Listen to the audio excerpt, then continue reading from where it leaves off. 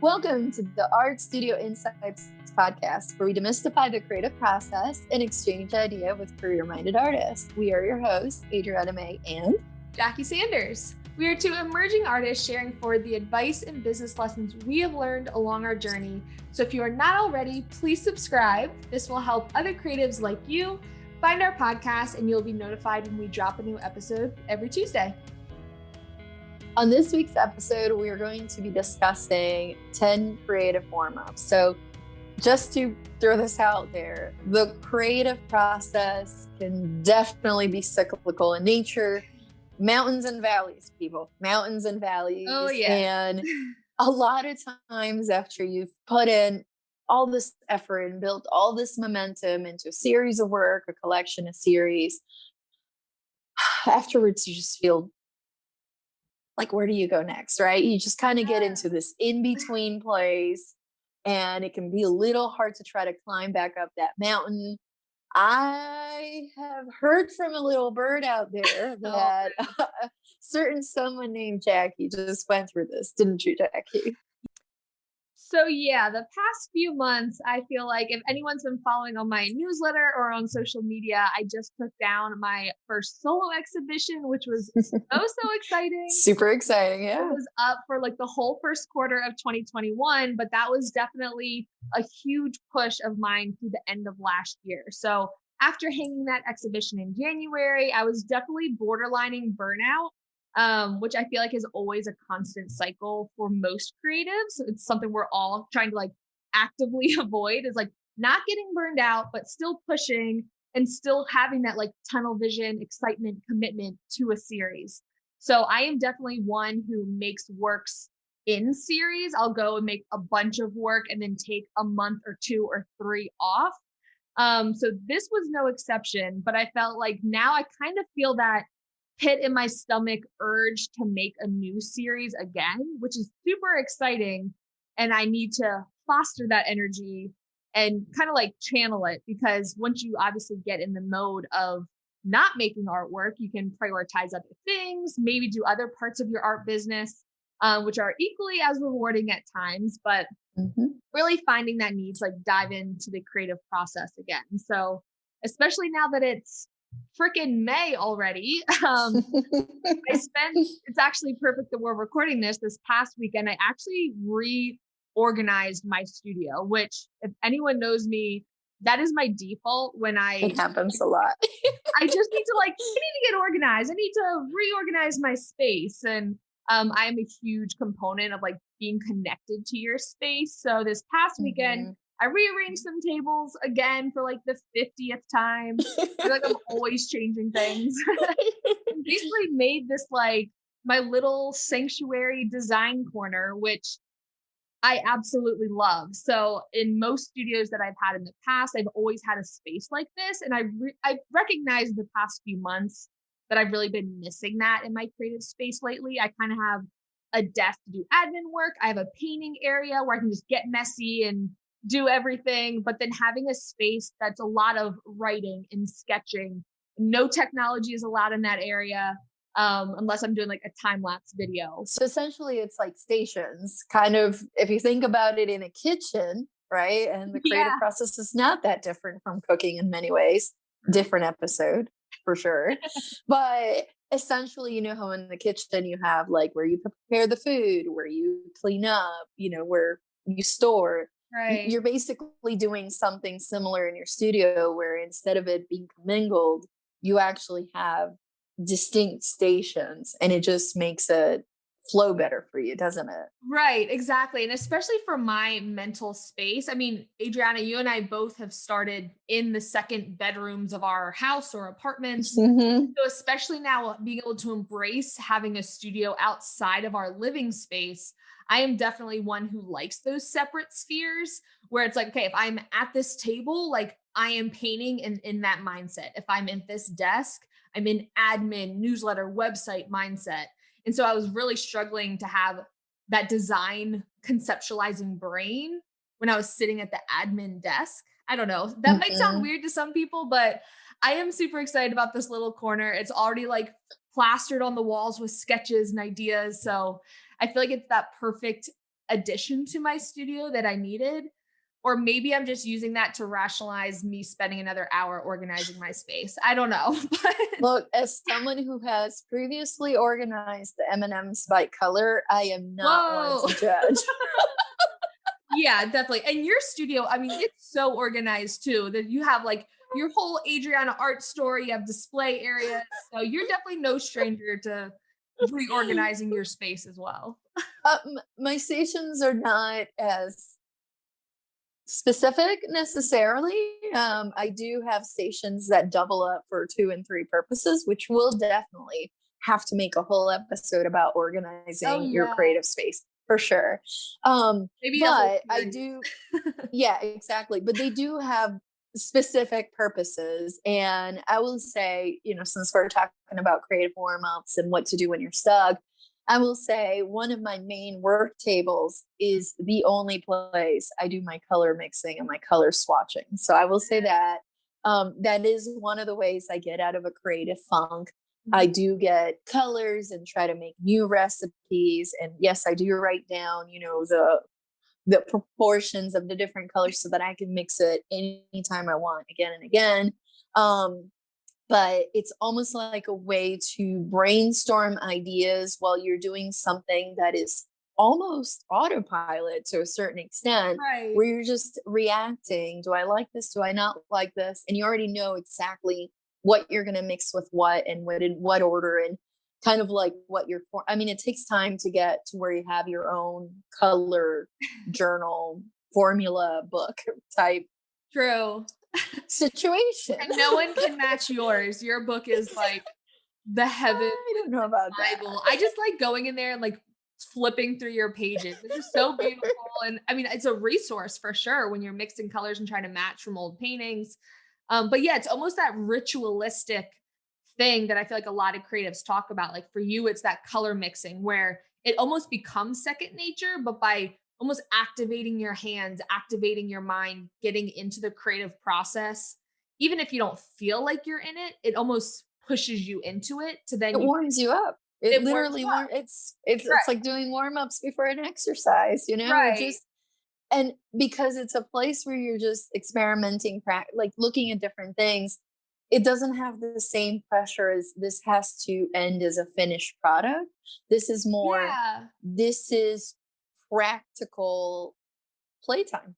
I Right. guess that's the best way I can put it. Like it leads to something else, but at the time that you're doing it, there's no pressure if it needs to become something at the end. It's more of a, I'm building into my own language, my own resources, my own guide, right? In a way, Yeah. kind of like you reorganizing, it's conductive towards what comes next. Like it just makes it more efficient and easier, but there's no pressure of what exactly it has to look like. Right, exactly. And I think that's one thing that we talk about all the time with creative warm ups is just, yeah, having those no expectations, enjoying the process, getting your feet wet, and not having expectations that it has to be the best thing ever. And so on today's episode, we'll actually be talking about 10 different ways that you can enter your creative practice, creative warm ups for your studio practice, and really just getting into that groove to then create other work. So this is a conversation that we recorded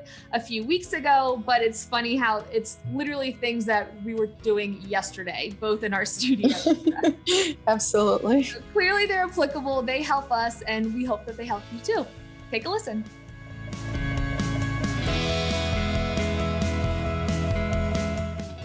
We are going to be talking about 10 creative warm ups that we can use to kickstart our creativity, especially when we're feeling a little bit stuck or right before we start on our actual studio practice. Yeah, so this can be either in the morning when you first wake up, how you start your day, or we both have studios outside of our home. So if we're going into the studio, how to kind of transition that mindset.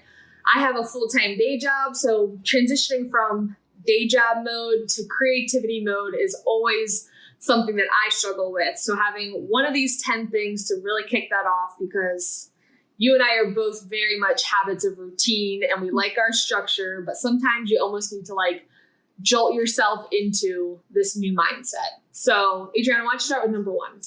So the first one that I have on my list is to do a mind download into a journal right after waking up. So sometimes you wake up, you either have this vivid dream or you have this big idea on a new painting, or maybe you just have a laundry list of things you have to do through the day. So the idea being you kind of do a mind download, you kind of unclutter your brain, first thing in the morning before you even look at your phone.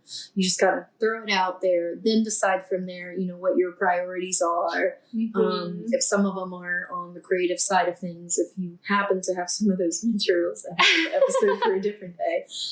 If you happen to have some of those materials at hand, then you can choose to tackle it then, or do you wait to get into your creative space to get started. But I feel like that's one of the best ways for me, at least, to kind of warm up. Yeah, I definitely use that too all the time. I mean, both from a creative practice and just in everyday life in general, especially with the overwhelm. And I'll put basically anything and everything on that list, which is why it's so nice. Everything from studio priorities to shopping lists to things I want to do a week from now, 2 weeks from now, just downloading all of it, because then okay, it's on paper. I'm not going to forget about it, because otherwise you can't fully get into the creative mindset when you have to remember to add garlic to your shopping list for this recipe next week. Like, getting it down on paper, makes it so much easier to be creative. Yeah. Kind of related to that, so number 2 is physical movement. So this is very, very important for my creative practice. I've always been an athlete. I am always moving, going to the gym, doing workouts, going for runs, doing yoga in my studio. And this is probably a non-negotiable for me. I can directly relate my bad creativity days in the studio where I'm like, well, I haven't worked out in 3 days. I'm feeling the funk, and it shows in every aspect of my life. So physical movement is huge for me. I always have some type of notebook or Post-it note nearby when I am doing that, though, because inevitably, kind of like with the brain download, once you download everything out of your mind, I find the same as when I'm working out. Once I'm just focused on my body, my mind clears up. And so then inevitably I have ideas that start flowing, or I can get into that creative space. And then the ideas are just flowing like crazy. I have to write them down. Okay, finish up my workout because I need to get into the studio yesterday. Absolutely. The next one I have on my list is reading an art book. It can be about an art style or an art movement. It can also be about the business of being an artist as a small business owner, in a creative field.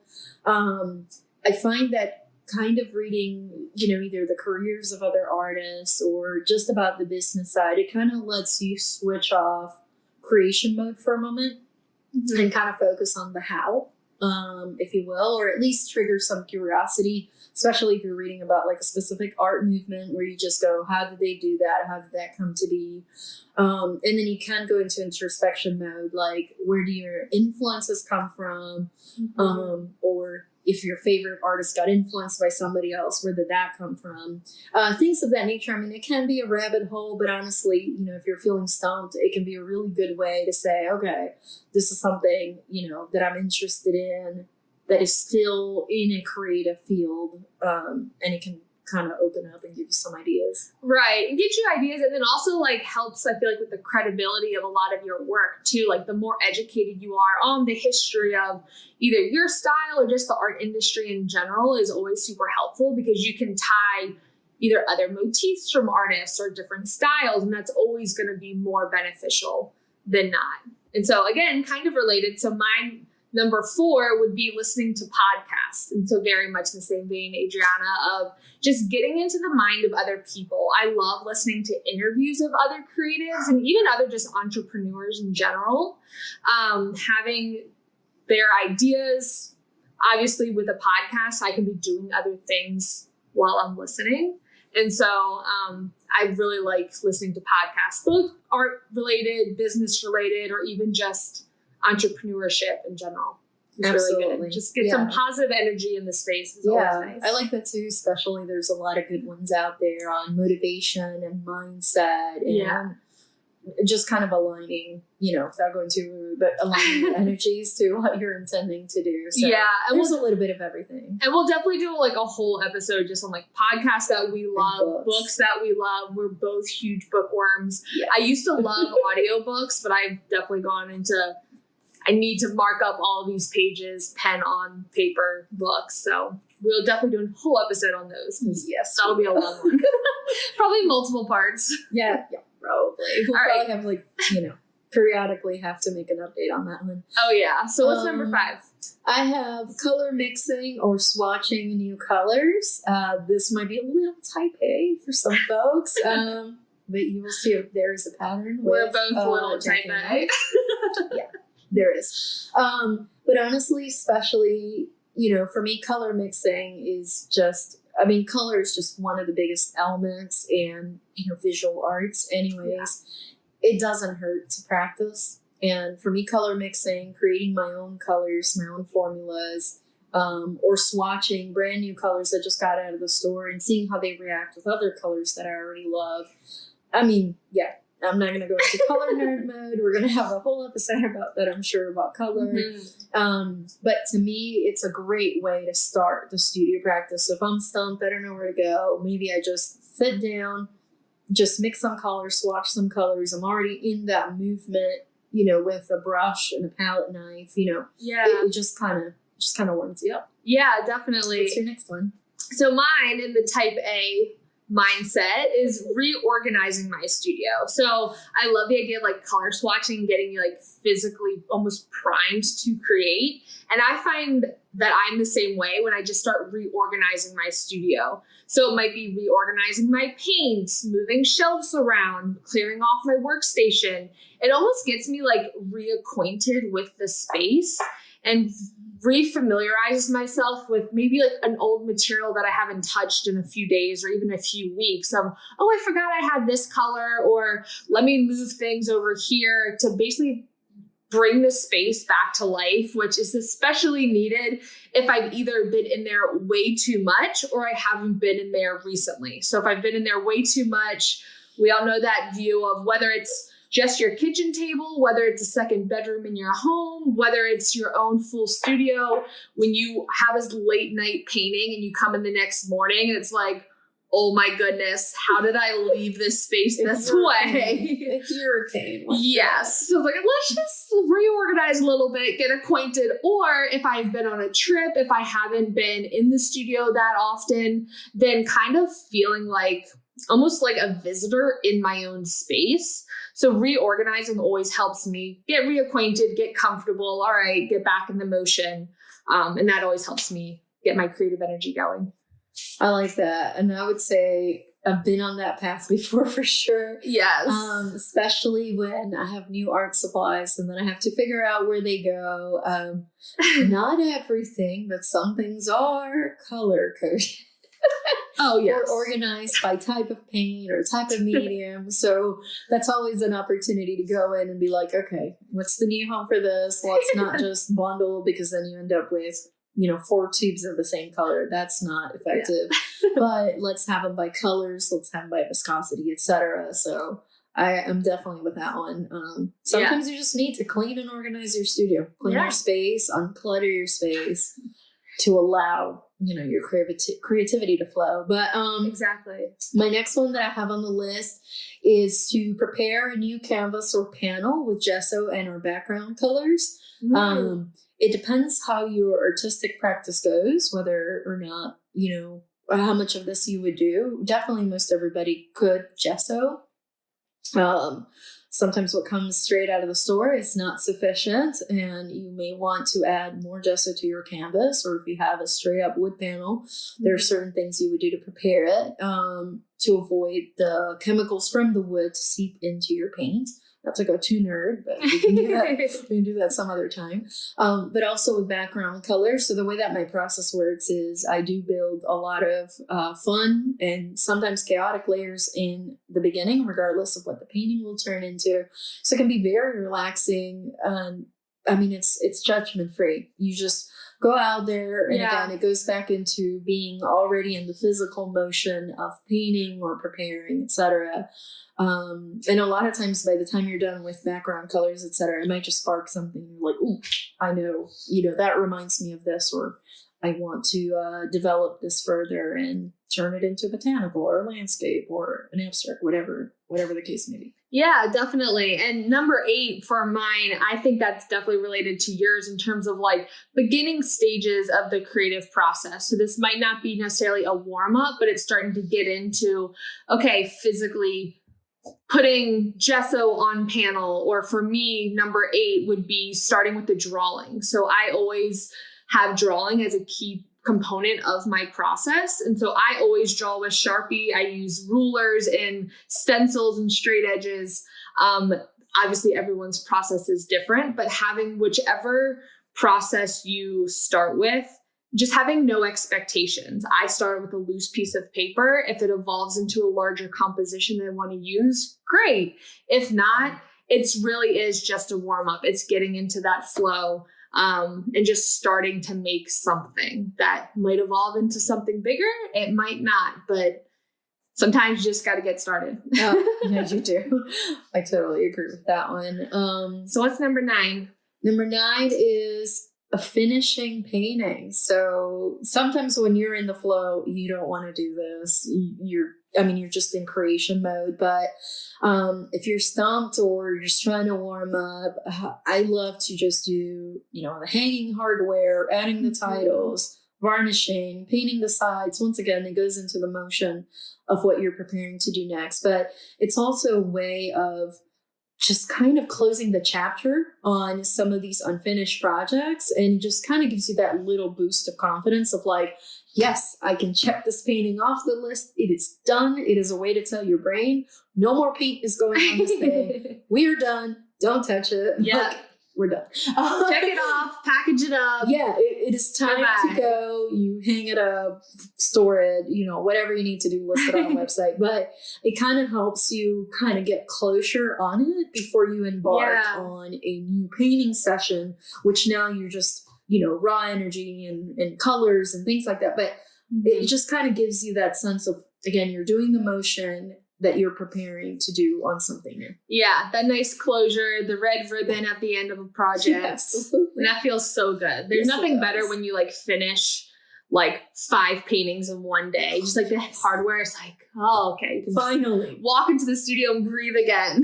Exactly. And be prepared for something new and not dread, oh my gosh, I have to paint the sides of 20 paintings and do the hardware. No. It's a good way to just one painting. Get it out of the way. Yeah, just get it out of the way. Again, if you're not feeling the flow, just go and do the work and warm up for the what's coming next. So what do we have for number 10? Okay, so number 10, last but not least, is journaling or writing. And so even though it may seem counterintuitive to the creative process, we're like, why would I write when I'm a painter or I'm a photographer, or whichever medium you choose to work in? I feel as though writing is always super important because it really helps you synthesize your ideas. It helps you kind of take a pause from the creative process, sit with your ideas and figure out, okay, what is my goal for this piece or this series? What concepts do I want the viewer to experience, or what ideas am I looking to explore? And then by just taking time to write it out, it can be full-on formal artist statements, or it could just be a brain download of ideas. Either way, it's very beneficial because it helps you then express yourself and what the art is trying to say to other people. It really helps having that time to take every single angle that you can with the work, and then also redirect yourself saying, okay, I want to further explore this idea. How else can I do it? And it might lead to 1 or 2 or 5 more pieces now that you have a more focused direction with the concepts that you're trying to express. Yeah, I like that. Yeah. And we also did a few bonus ones. So those were our top 10, but these are a couple extra fun ones. So the one that I wrote down was sketch. It's like a challenge. I did say how big it's a challenge. So setting the scene, picture Adriana in her art studio, completely stumped on what to work on next, Yep. what are you doing? I need to bring out the big guns, it's this bonus one. Sketch with your non-dominant hand while dancing to the rhythm of music. Oh my goodness. So just rock out to your favorite tune or whatever music genre you're into, something that you can sing along. Just have a sheet of paper, a panel, a canvas, it doesn't matter. Non-dominant hand, have a pencil, have a brush, whatever you want, and just I can picture it now. That's amazing. Yeah, you go to my Instagram. Once in a while, there may be a dancing video. Stories only, of course. 24 That's hours so and then they funny. vanish. Thank goodness. But I yeah, love it. it's just a way to kind of it kind of combines some of the things on our list already. Yeah. So it combines, the physical movement that you were talking about earlier. It also combines, sketching, also on your list now that I think about it. And then the non-dominant hand. I mean, it's just a way to kind of break away. No judgment, no expectations. Just see what happens. Who knows? I mean, at the end of the day, you can always cover it up. So right, exactly. you may also see a shape in there that you're like, ooh, actually, I want to incorporate this into a painting. I mean, worst case scenario, you just have fun. Just had a dance party for like 5 minutes.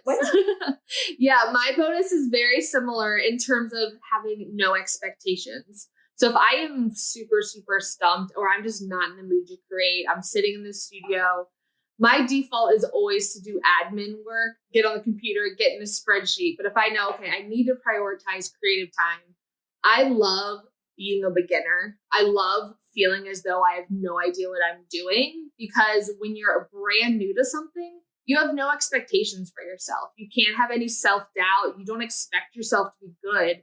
So you can just go crazy. So kind of similar with your dancing, where I'll pick up a brand new medium. Maybe it's a type of paint. Maybe it's even just like a color palette that I'm not used to working with, and doing more color mixing and just playing around and truly experimenting can be so much fun. And it sparks something that you didn't expect when you go in with no expectations.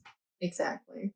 It's so fun. All right, let's do a quick summary of our top 10 tips. Absolutely. So mine download into journal right after waking up. All right, number 2 was doing physical movement, either yoga, going for a walk, or getting a gym workout in. Number 3 was reading an art book. It can be about an art style, art movement, or about the business of being an artist. Number 4 was listening to a podcast. This could either be on your way into the studio, while you're getting your physical movement in, or just while sitting in your studio. Next one on the list, we have color mixing or swatching of new colors. Number 6 was reorganizing your studio space, either cleaning up, restructuring, just getting reacquainted with your physical space. Number 7, prepare a new canvas or panel with gesso and or background colors. Number 8 was doing a drawing that could then be turned into a larger piece or just be a cool drawing.